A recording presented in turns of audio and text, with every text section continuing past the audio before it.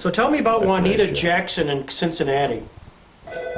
Is that how is that how you first get to know her? Actually, we lived on the same street in Cincinnati, but I didn't really get to know her until recent years. I was in Cincinnati for more than 10 years, Right. and was quite busy, active in the civil rights movement, active in the church, young family. And then when we came to Chautauqua a few years ago, I discovered that we had been neighbors in Cincinnati. Did your paths cross with Fred Shuttlesworth in Cincinnati? We worked together and have been good friends for more than 40 years.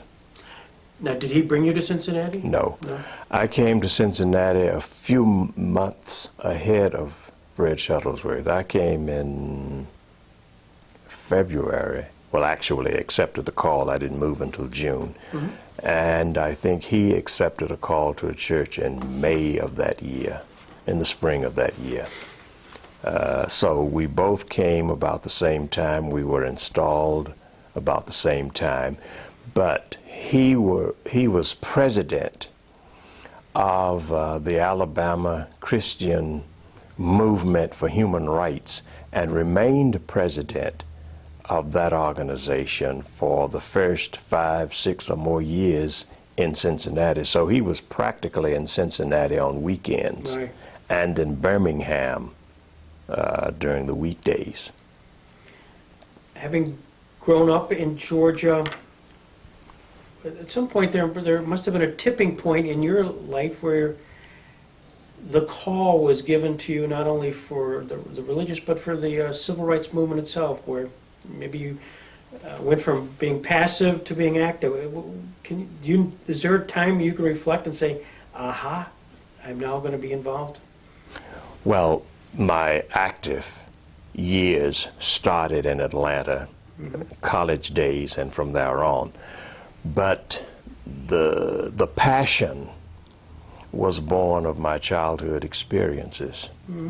Sitting at the fireplace, listening to my father talk about what his father had related to him about the slavery experience, the Reconstruction, the Civil War, as well as the day-to-day experiences that we saw, and my parents, my father especially, in a more direct way, because he was going to work every day encountering all of the insults, all of the naked brutalities of discrimination, some of which he did not share, but he shared enough for us to know that here is a system that is wrong, and at the deep end of the spirituality perspective, it must be changed,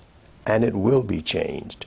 So, active in church, my first recitation or speech in church was about civil rights when I was 10 years old. It went something like, the Negro is hated without a cause and he is not to blame. He wipes the teardrops from his eyes and lives on just the same. When it comes to making laws, the Negro has no voice. It matters not how gray his head, he's always just a boy. And I didn't understand it at that time. When I got through, the congregation just went wild. And I didn't understand the tears that I observed. My sister was on the program with me, and she gave a speech about the participation of black people in the war and in wars and the discrimination they faced back home after the war. It was only later that I discovered that in my own childhood presentation I was articulating the hurts, the dreams, the scars of an entire community. And once I entered college, and had the opportunity of meeting persons like Dr. Benjamin Elijah Mays, who was our college president, studying under Samuel Williams, professor of philosophy, who also taught Dr. King, and others in the city, Dr. King Sr., Dr. William Holmes Borders, and hearing and meeting that parade of civil rights fighters and lawyers who came to the campus to speak. And many of them were engaged in local civil rights cases, and at least one of them, became my civil rights lawyer. I've never paid him, and he's dead now. He represented all of us pro bono. It was the only way we could be represented because we didn't have any money. As you reflect back on the movement, and by the way, you were at Morehouse, right? That was Right. Morehouse. You mentioned several times just now about the law, the lawyers, and using the system to advance the right, in quotations. How much did the work of the lawyers and sitting down and doing this strategy and coordinating the legal opportunities and as well as the emotional opportunities, kind of the two seem to go glove in hand? Well, you must remember in those years, and we're talking about the early 50s, I entered college in 1952, the hero in America, and especially in Black America for African Americans, was Thurgood Marshall. When Thurgood Marshall came to Atlanta to speak, it was almost like a holiday. Is that right? Anybody who was in his or her right mind tried to get to the place where he was speaking. He was representing our future in terms of civil rights, liberation, freedom. And there were local lawyers associated with the NAACP who had direct contact with Thurgood Marshall. And the students who became test cases were represented by Thurgood Marshall and his associates, especially Mrs. Constant Baker Motley, Attorney Motley, who argued the case for school desegregation in Atlanta, who argued the case for the desegregation of the University of Georgia, who argued the case for Horace Ward, who did not win the case, and later for Charlene Hunter and Hamilton Holmes, who integrated the University of Georgia. And until 1955, that was the path. But then, with Dr. Martin Luther King Jr., Rosa Parks, direct action became the wave of the future, so to speak. And we were the soldiers in that movement. That's where my wife and I met. She was on the staff of Dr. King. So we were living this now on a day-to-day basis. When Brown versus Board came down, where were you and what was your reaction? I was a student at Morehouse, and I remember quite well going to chapel the day after the Brown decision. Dr. Mays gave the chapel address. And one of the phrases in the Brown decision had been a key phrase in speeches that he had been making for years. Separate facilities are inherently unequal. And every class on Morehouse campus following Brown. No matter, it didn't matter what class course it was: chemistry, physics, political science, philosophy, history. Every class had a Brown discussion, a Brown versus Board of Education discussion. That became the text and the subject of the class. Every discussion in the dining room, every discussion in the dormitory. So it was a part of our culture, our education, our debates. It was a part of us. And when Adam Clayton Powell was our commencement speaker, and his charge to the graduating class that was, Martin Luther King Jr. is waiting for you to come and march with him. Go from here with a sense of mission. Was that not only a rallying cry, but did you find within your graduating class, was that sort of almost as if that was the draft, this was the go, or did you find... Well, in that class of 56, that was Maynard Jackson, who, as you know, became the first African-American mayor of a major southern city, Atlanta, Georgia. And there were others who became lawyers, teachers, professors, writers. So the impact, now everybody didn't get involved, but the impact of that moment in history was felt by all of us. And some of us became involved at the student level and remained involved for the rest of our lives. My roommate, one of my roommates in college, went on to become congressman from Brooklyn, Major Owens, who is now retired. Some went into sports. Some went into Urban League work. One became the director, CEO of the Atlanta Urban League.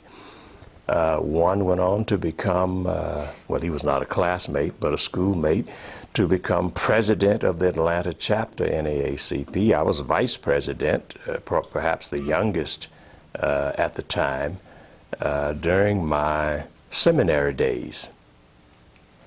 Did you find that 1955, of course, was Brown versus Board 2, and for our purposes, Jackson had passed away. He was not part of the Brown versus Board 2, and was very concerned, frankly, with what the remedy would be. Once they've announced it in 1954 that separate but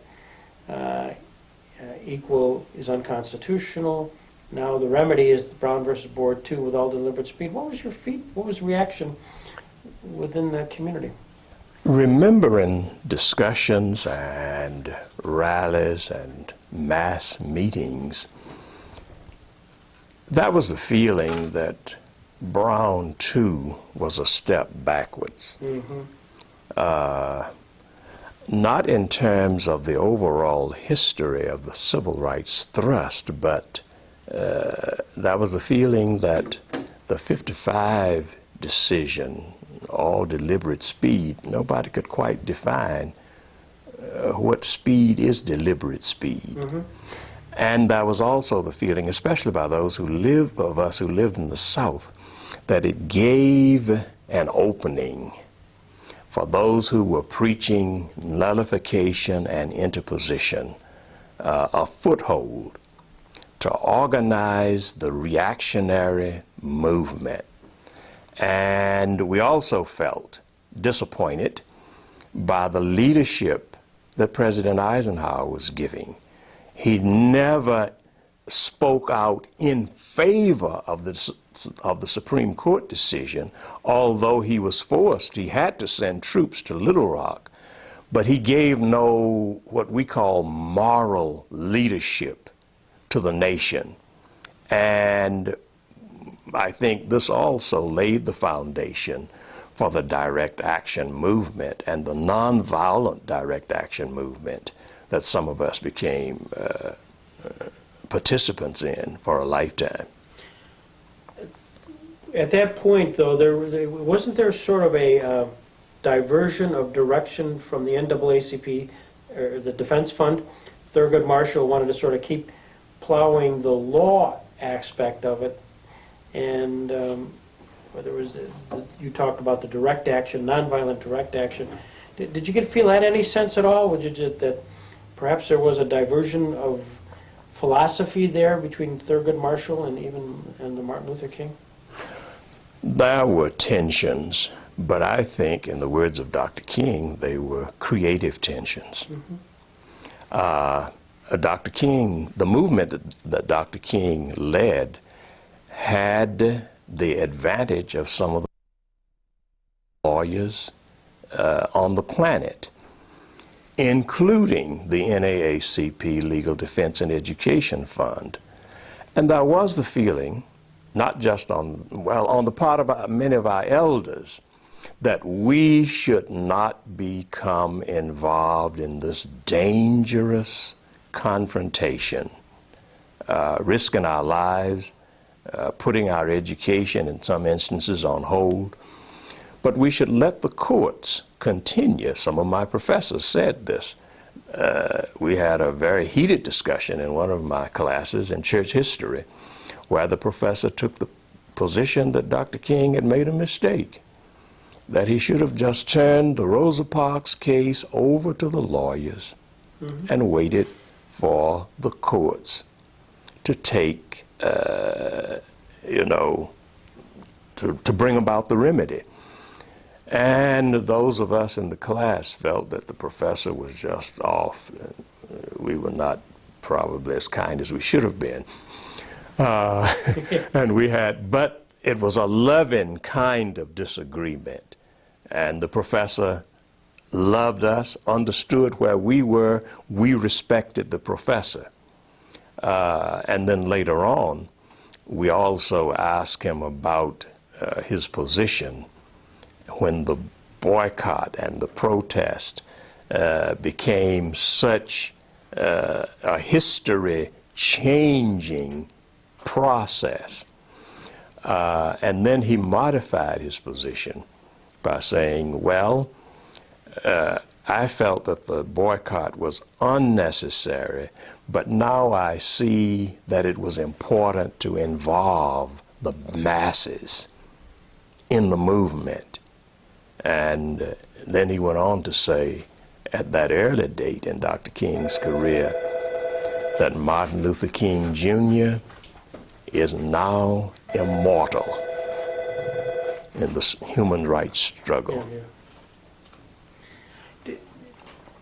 When you first met, at some point you met Martin Luther King Jr., and was that really through checking out Edwina here, or is this No, it was much earlier than that. I met Dr. King really through his family. Okay.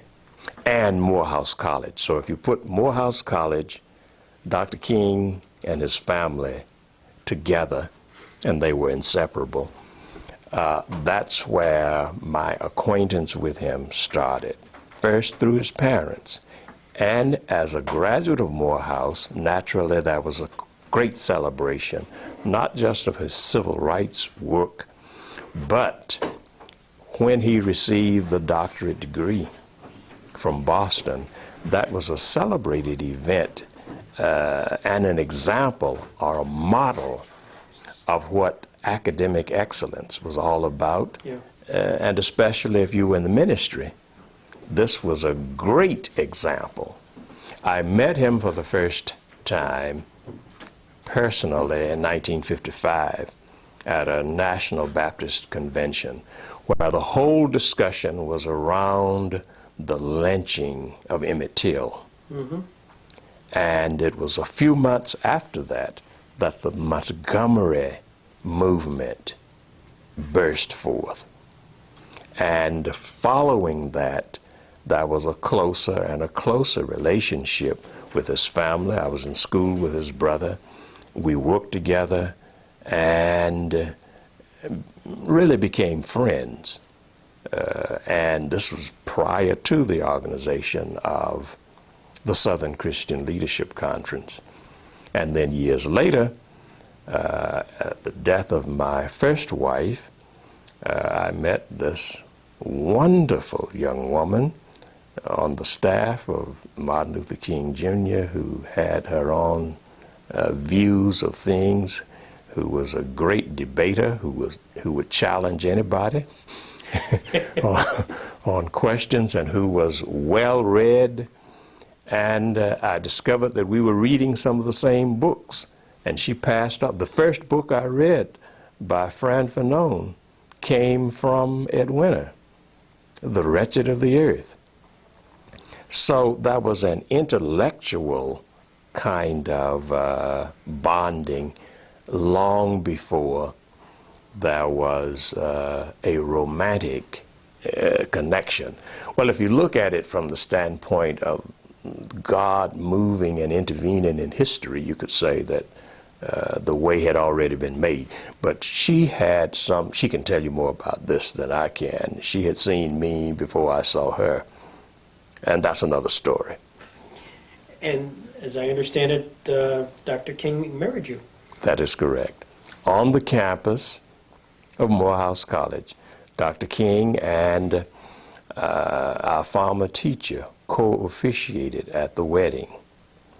And it was Dr. King who suggested to Edwina that we use a particular prayer as a part of the wedding ceremony. I had written the prayer and passed it on to her earlier. She shared it with him, and he said to her, "You must have this as a part of your wedding ceremony." That was in a small chapel on Morehouse College campus. The King family, the immediate members of our family, our immediate family, and we had a reception in the lounge of the chemistry building right across the street from the chapel. And then we took off from Atlanta in a bug, a Volkswagen, to Cincinnati. And that's another story within itself. During the early days when you were, trying to grapple with your own decision to follow the movement, clearly you had to sit down and pause there. All right, I was educated. I went to college with an idea that I would go out and have a profession. Next thing you know, I'm kind of being pulled away from a potential profession towards a cause. Was that a hard thing to grapple with? That was not a moment of tension. My orientation, my teaching, my professors, and the wider community really prepared me for that. Though probably the only moments of tension were those times when we knew we were participating in demonstrations where we would be more than likely arrested, and in some instances could be seriously injured or even killed. That called for a special kind of preparation, involvement, and group sharing and support of each other. That was a new experience. And you talk about support. I read here that 1960, when Martin Luther King Jr. emerged from prison in Reidsville, Georgia, you were there to welcome him with a picket sign. Is that a time when he really needed support? We felt so. Yeah. And that was a great moment. We did not realize how pivotal that moment was, because we had requested Dr. King to share with us in the jail experience. And it was supposed to be a going to jail without bail. I was selected not to go to jail in this instance, because the group decided and voted that we need people in jail, but we also need people we trust who will not go to jail, who will carry on the negotiations. So it was our responsibility to meet with the mayor of the city of Atlanta and the owners of the various stores where the lunch counters were located. And our first negotiation was a demand that all of the persons arrested be released without charge, and that all of the lunch counters be desegregated. The mayor said, I can release the students on their, what is it, OR, their Recognizance. Yes. But I cannot guarantee the desegregation of the lunch counters, but here is what I will do. I will lead the negotiations. Oh, we thought this was a great movement. We conveyed that to all of the people in jail, and they were quite happy. And they came out. But what we didn't know, as all of the students were being released, deputy sheriffs from DeKalb County were there waiting for Dr. King. And it caught everybody by surprise. And the Fulton County jailer said to Dr. King, you will be safer in my jail than you will be in the DeKalb County jail. So he chose to spend the weekend in the Fulton County jail and went to trial in DeKalb County that Monday morning on a minor traffic violation, was found guilty. In the midst of the trial, I remember the judge, Judge Mitchell, said to the civil rights attorney, Attorney Hollowell, how much more time is this going to take? I got a fishing trip coming up. Now, we're in the middle of the trial. He was found guilty, sentenced to 4 to 6 months, hard labor, really, on public works. And before the lawyer could make the appeal, they chained him, they shackled him early the next morning before daylight and carried him about 250 to 300 miles across the state to Reidsville Prison. It was at that point that candidate Kennedy intervened.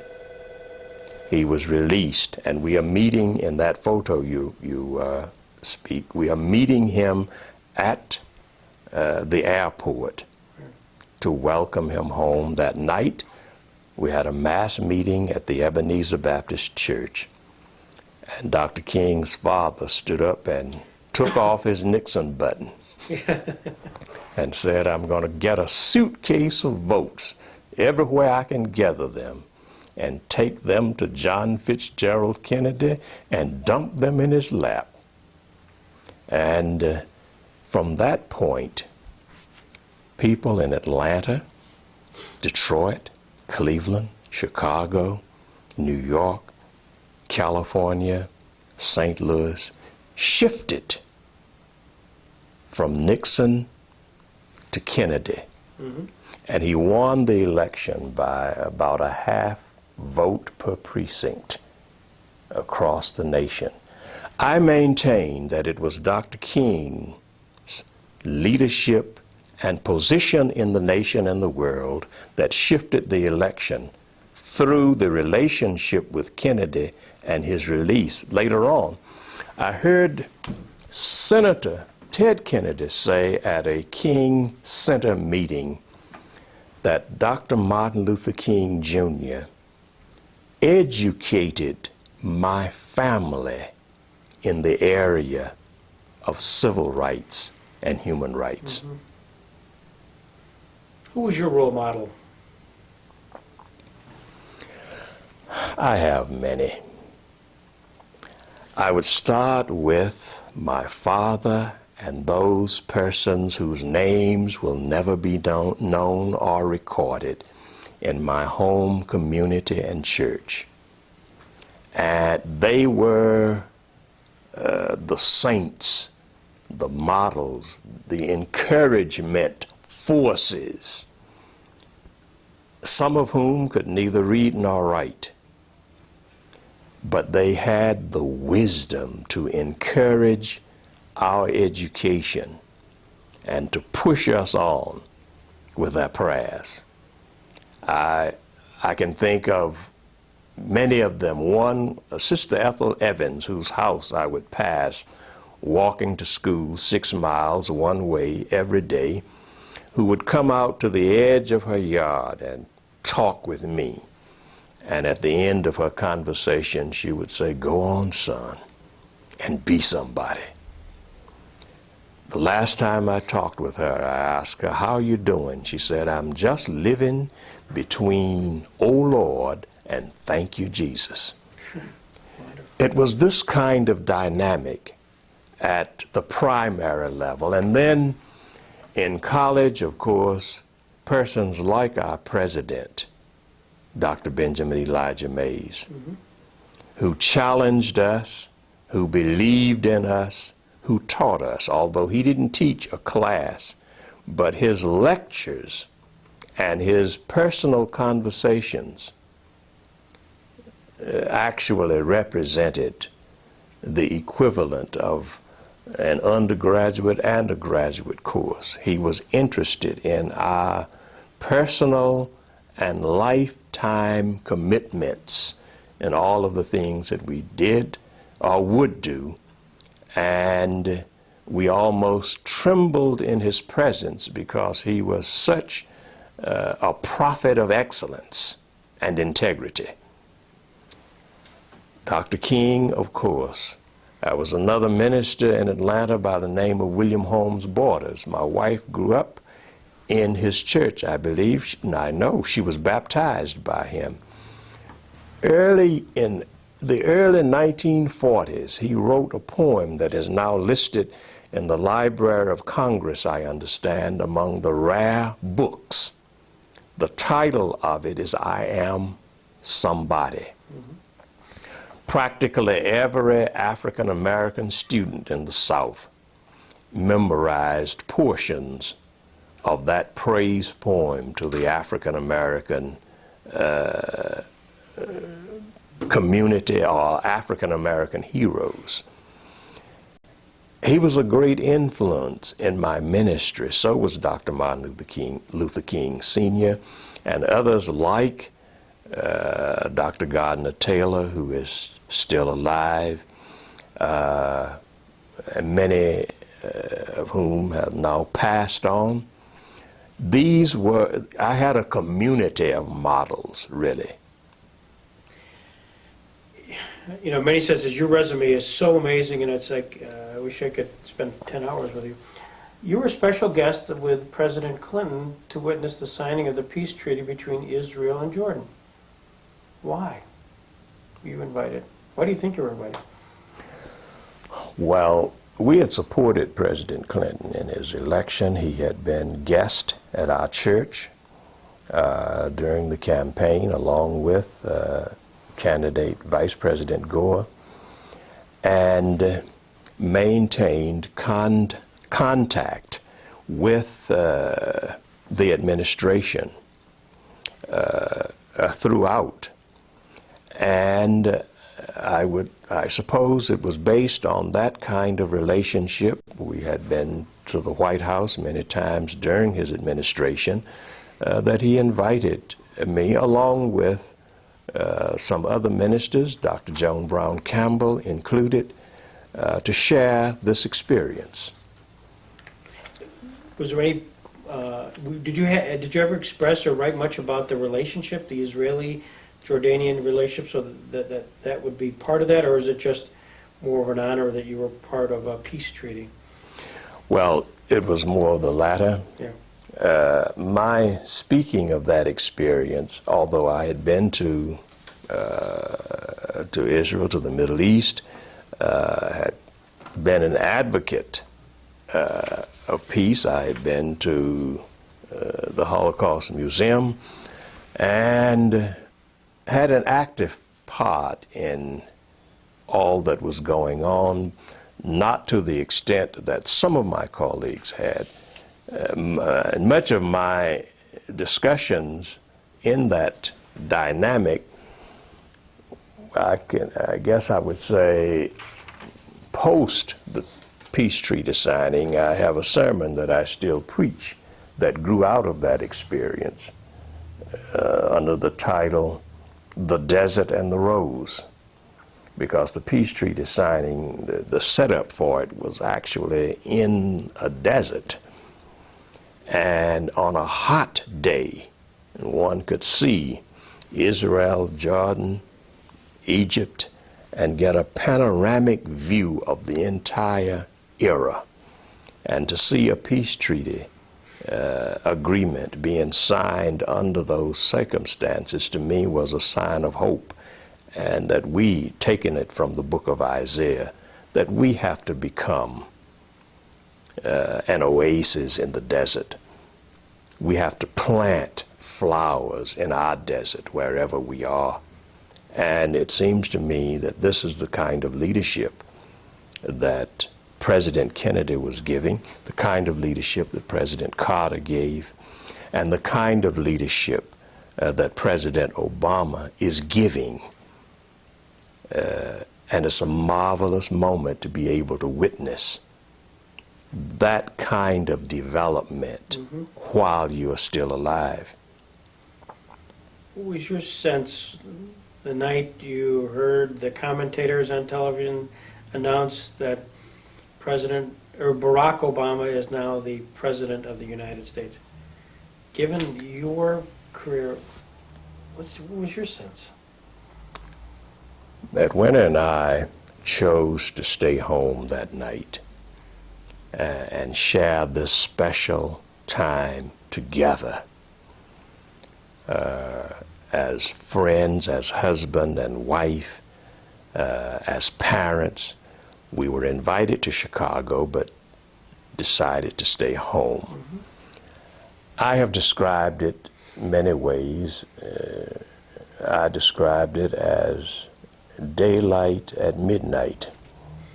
I have described it as a moment coming out of that glorious musical rendition, Lift Every Voice and Sing, where James Weldon Johnson talks about facing the rising sun of a new day begun. Let us march on till victory is won. I also saw it as the fulfillment of a piece of the dream of Martin Luther King Jr., the fulfillment of the labors of a Thurgood Marshall, the courage of a Fannie Lou Hamer, a Rosa Parks, the young children, the 4 girls who died in the 16th Street Baptist Church in Birmingham, and also the fulfillment of the dream of my father, who walked 18 miles one day trying to vote, but was denied at each place. And I also saw it, we saw it as a new chapter in our lives and in the lives of our children and grandchildren, but not just in a narrow African American sense, but a new chapter in the history of the world. And I think it is just that. It is not the end, because in the words of Dr. King at Memphis, we have some difficult days ahead. Getting comprehensive health care is a tremendous battle. Justice, peace, and reconciliation are formidable challenges, but we must take up those challenges on a daily basis as long as we are alive. But to have someone who can articulate these kind of principles at the top of our government makes a difference. We have just lost a great leader legislatively in Senator Ted Kennedy. A void is there that will not be easy to fill, but he has left a 47-year foundation upon which others can stand and struggle. Did you feel the void when you heard the news, and it had that same sense of feeling of vacuum when you got the word that Martin Luther King was assassinated? And how could this ever be? We knew on a daily basis that this was possible at any moment. And in some ways, those of us who worked closely with Dr. King, in one respect, facing reality, expected it. He expected it. But we did not want it to happen. We hoped that he would be with us as long as possible because he was so much needed. And I think we entered into a moment of bereavement that is historical. The movement entered into a period of bereavement. And we have not fully come out of that period of bereavement. Bereavement has many chapters. And Dr. King's death was a brutal blow to concerted action. I believe, I can't prove this, I believe that the election of 1968 would have been different. The presidential election of 1968 would have been different if Dr. King had been alive. And this also means that we would have had a different Supreme Court, and especially district court judges. So the whole tenor of American life and international diplomacy would have been different. The Poor People's Campaign has never been completed. And here, many people forget, was a direct effort to bring together Native Americans, Appalachia, black people, Hispanics, to convert gangs into productive citizens, and it was working. The response Dr. King was receiving when he went into the Hispanic community, when he went on the reservations to dialogue with Native Americans, was just unbelievable. We'd never seen anything like this before. And it was all geared to writing a new chapter in economic justice. That was brought to a brutal halt and has not been given a new start, really. Pieces here and there, yes. So all of this we have felt and wept over and agonized through since that time. And in addition to that, we felt the tragic loss of a dear friend, one who had immeasurable commitment, one who was willing to die, one who also had great sensitivity, great sense of humor,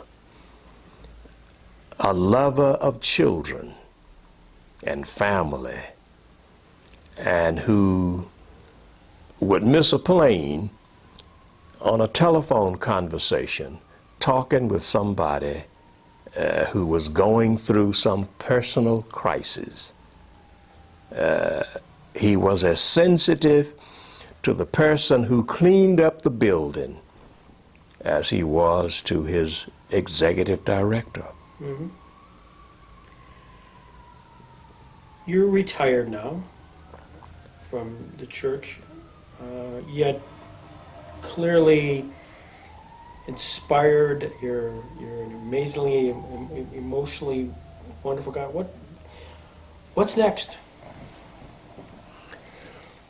Well, a part of that is to continue doing a lot of the things that I have been doing through the years, mm-hmm. which involves speaking, teaching, lecturing, being engaged in seminars as I was last week. And at some point, I would like to do perhaps 3 things on the literary side. Do a book of sermons, meditations, and prayers as a reflection of the kind of ministry I have sought to carry on for more than 50 years. And perhaps, and I strike the word perhaps, and write a memoir. And by that time, probably sunset will be a very, very present reality. I don't, go around, just thinking about death every hour, but I'm not afraid of it. Mm-hmm. And I want to look at it, borrowing from Vernon Johns, in a romantic sense. We've listened and enjoyed your son this past week. He's had a tremendous dynamism. And when he took the most recent job, did he call you and ask for counsel? We talked about it, I would say, in depth.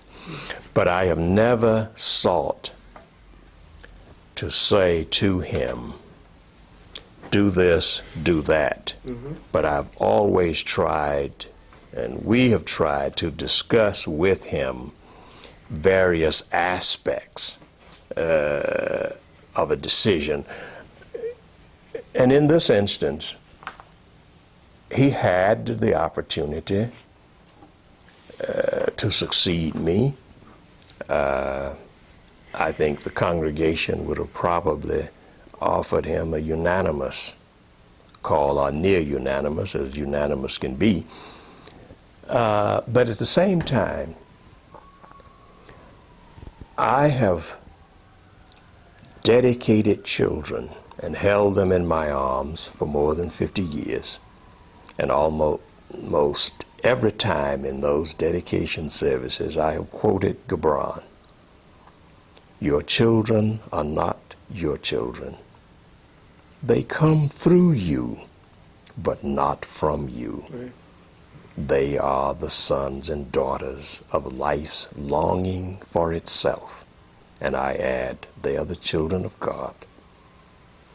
You can give them your love, but not your dreams. Mm-hmm. They must dream their own dreams. They must follow the star that God has placed in their sky. You are the bow, they are the arrows. And at some point, you must release the arrow, mm-hmm. and not try to control where it lands. And in this instance, with our children, we have sought to practice that, and to say to them that we're going to be with you. There are some decisions you must make, and we must love you in and through those decisions. And I think all parents ought to try to be strong enough to help their children make their own decisions. And this is the way I see his assignment in Chicago, and he's doing a terrific job, if I might say. Mm-hmm. I would say so.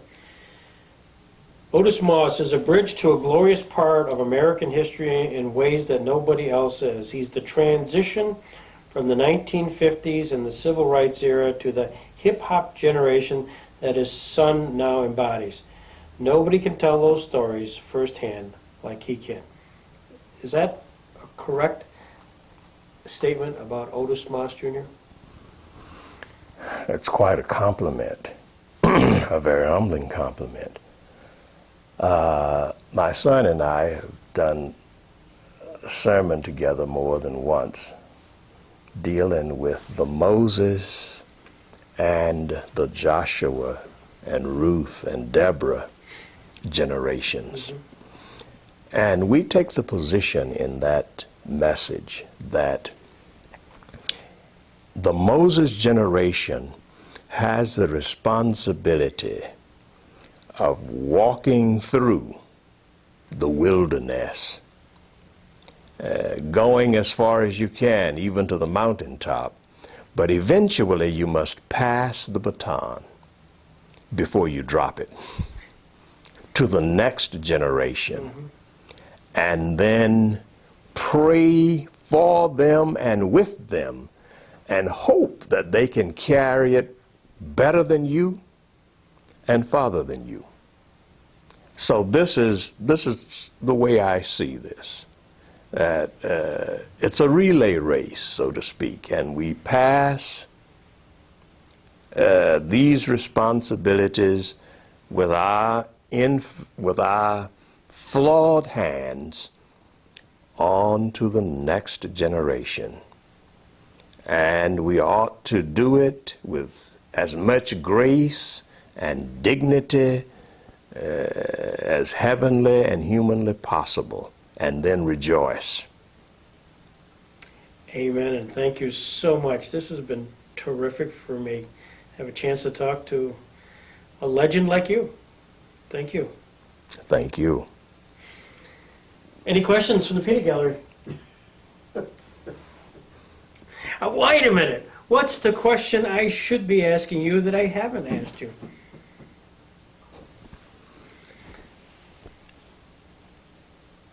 Probably is the movement to end racial discrimination or racism over with the election of President Obama? And your answer is? No.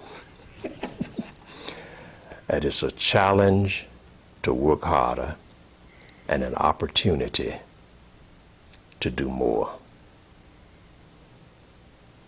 I